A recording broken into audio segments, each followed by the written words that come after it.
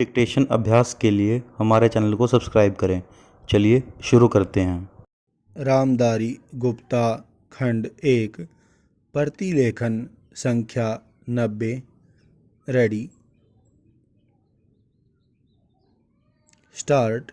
अध्यक्ष महोदय, वह हिम्मत करें जिससे देश में ज़मीन जोतने वाले को मिले और जो मेहनत नहीं करते उनसे ज़मीन लेकर उसका बंटवारा कर दिया जाए। पूर्ण विराम। मुझे आश्चर्य हुआ जब मैंने इस प्रतिवेदन को आरंभ से अंत तक देखने की कोशिश की और इसमें अंग्रेजी का इतना समर्थन मेरी समझ के बाहर की बात थी। पूर्ण विराम। अंग्रेजी के समर्थन के साथ रोमन लिपि तक का समर्थन किया गया है। पूर्ण विराम।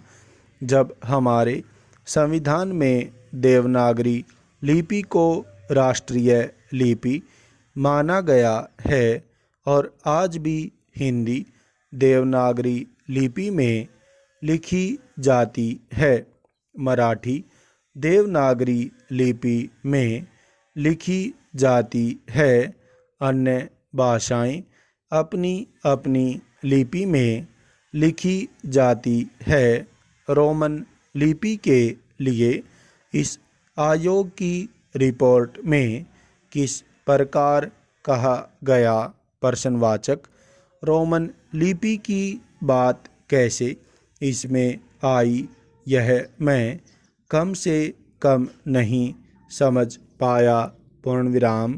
पर एक बात देखने योग्य है कि अंग्रेजी का इतना समर्थन होने के बाद भी और कई विदेशी विशेषज्ञ इस आयोग के सदस्य होने पर भी अंत में उन्होंने भी माना कि अंततोगत्वा शिक्षा का माध्यमिक प्रादेशिक भाषाएं होंगी। पूर्ण विराम। आयोग को यह भी मानना पड़ा कि अंग्रेजी के माध्यम रहने से देश की हानि हो रही है और संसार के किसी भी देश में ऐसी स्थिति नहीं है। पूर्ण विराम। आयोग स्वयं इस बात को स्वीकार करता है कि इस प्रकार विदेशी भाषा के माध्यम से हमारे देश की कितनी हानि हो रही है। पूर्ण विराम।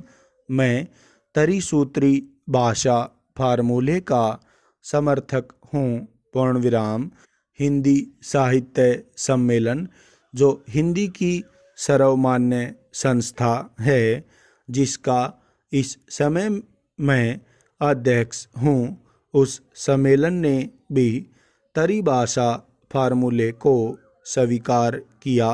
पूर्ण विराम। यद्यपि हम यह उचित समझते थे कि द्विभाषा फार्मूला रहता एक मातृभाषा और दूसरी राष्ट्रभाषा। पूर्ण विराम। लेकिन हमें इस बात का भय था कि यदि द्विभाषा फार्मूला रहेगा तो मातृभाषा और अंग्रेजी रहेगी।